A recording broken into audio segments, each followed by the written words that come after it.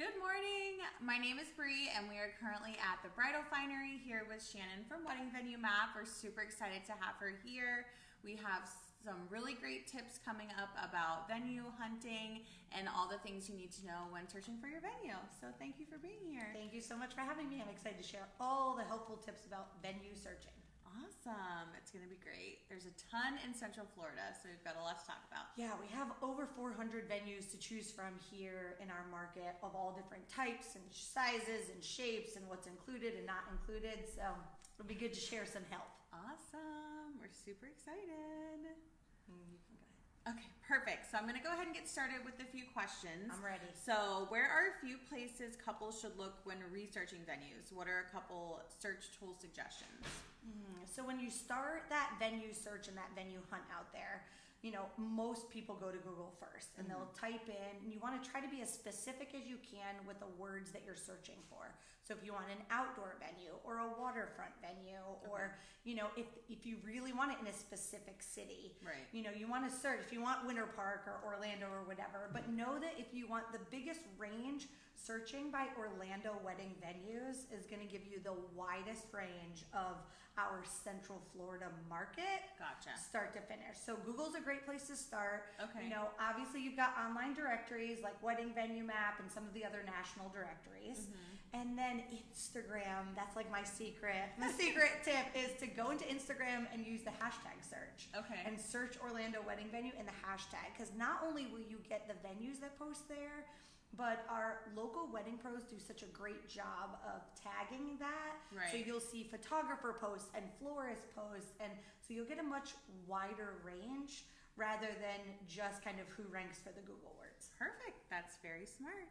How much of the wedding budget should be allocated towards the venue?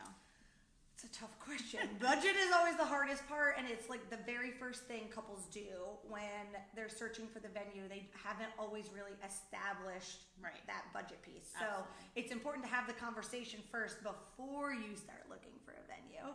You should talk to whoever's contributing, right? Okay. Sometimes it's parents, sometimes it's just you, but you want to at least know how much a range of what you've got to work with. Absolutely. And then when you look at the venue, there's a few different styles as you're booking the venue. So you've got the venue that's venue only, meaning that you just pay one rental fee. Right. It's usually venue, tables, chairs, the basics.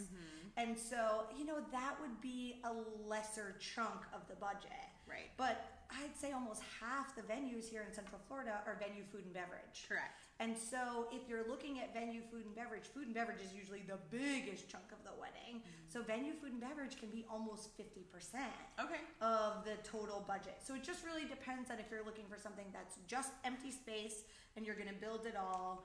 If you're looking for venue food and beverage, and even some of the venues include some other categories. Gotcha. So, all of that will kind of have an effect depending upon what you're hunting for. So you gotta have the conversation first. Yeah, you gotta have the money Just talk. eat the frog and do it. Eat the frog, have the money talk, because if you don't do that before you start searching, as somebody who used to work at a venue and tries to help people find a venue, if you don't know what the costs are, it's really like sometimes you go and see things that you're in love with, but you can't afford it. And that's it's heartbreaking. So, yeah. Thank you so much. And what would you say are some current trends in wedding venues right now? That's a good question.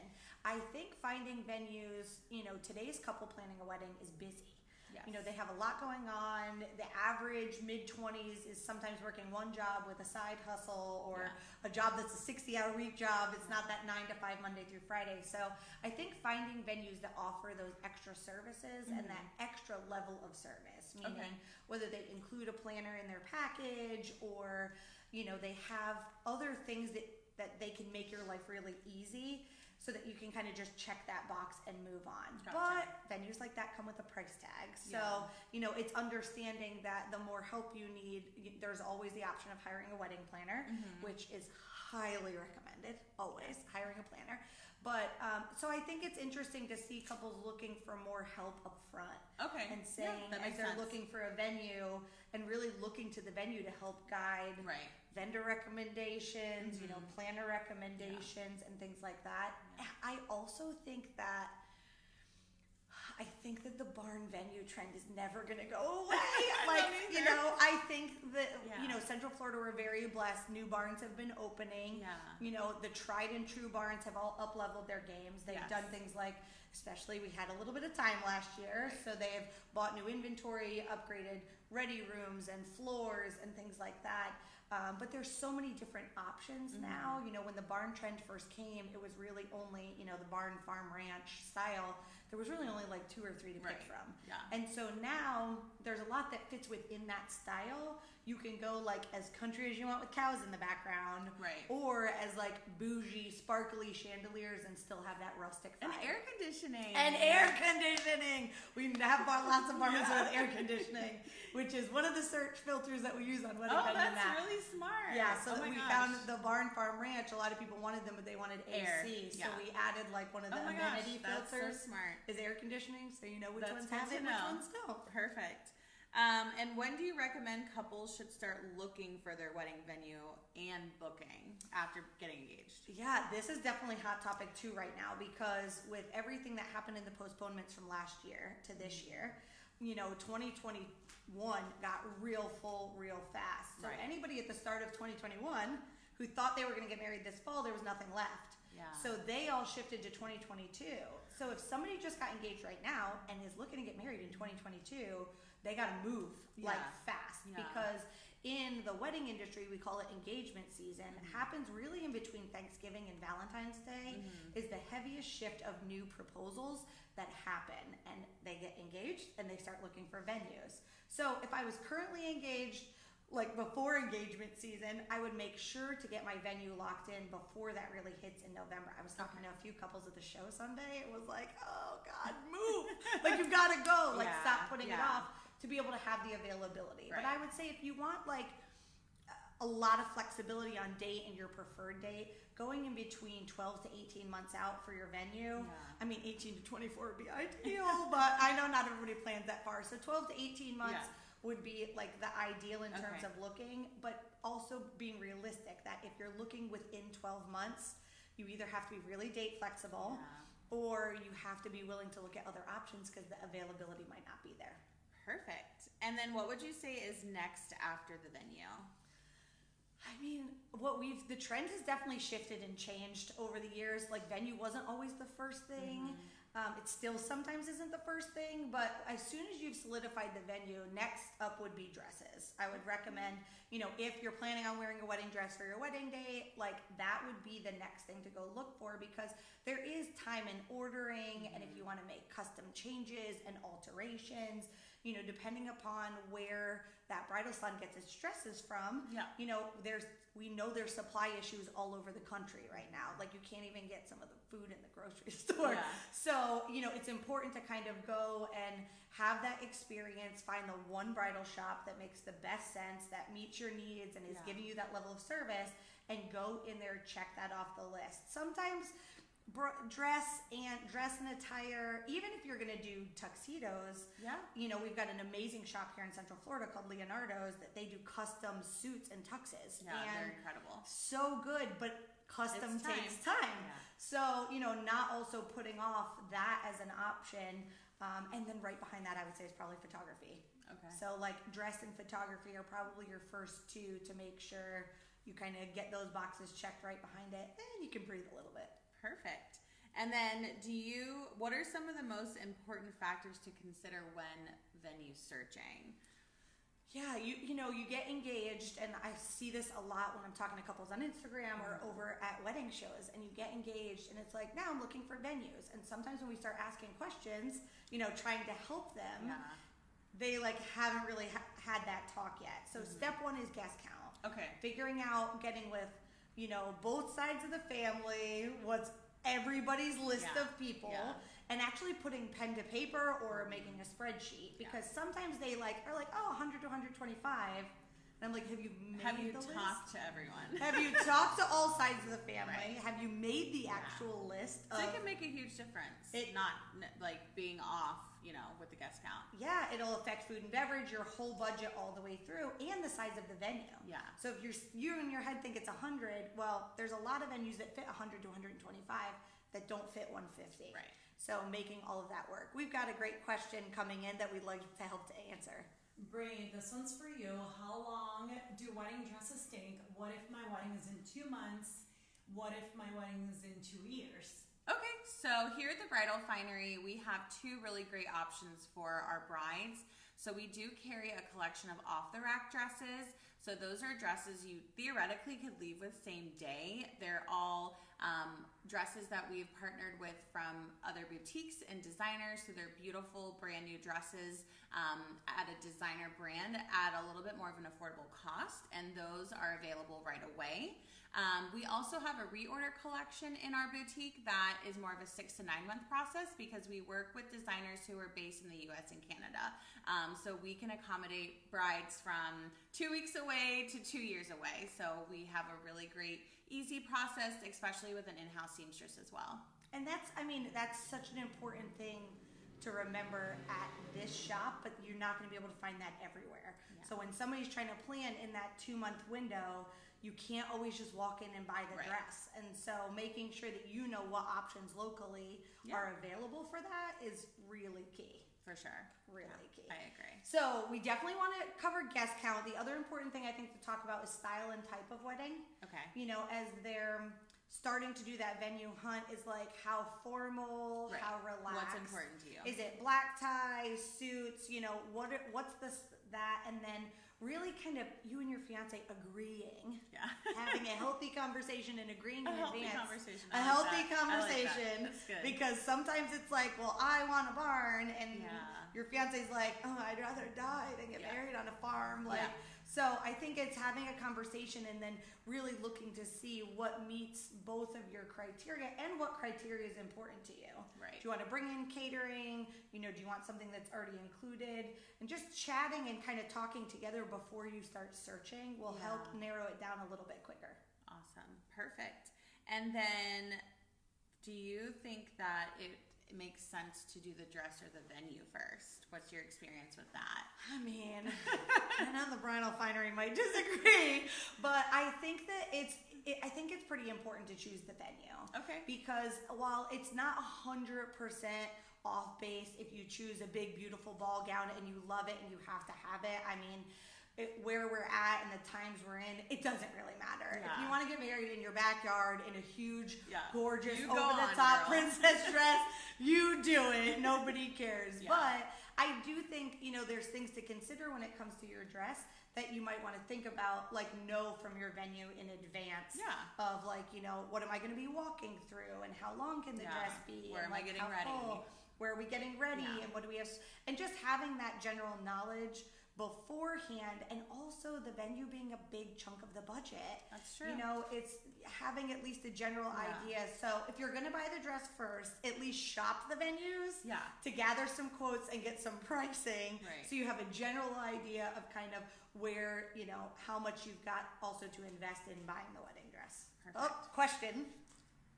We have 2 questions. Shannon, what if you and your fiance are not agreeing on the same venue? Who makes the call? Oh, that's a really awful question, and thank you for asking. I think that it's not about who makes the call. I think step 1 in marriage is going to be compromise. So, compromise. So, as 2 people who have backgrounds and have worked with couples and helping to find their venue, I think it's figuring out, like, if you can't decide on a style or agree on a space, like having the conversation as to why. What is it that's missing or that you're looking for?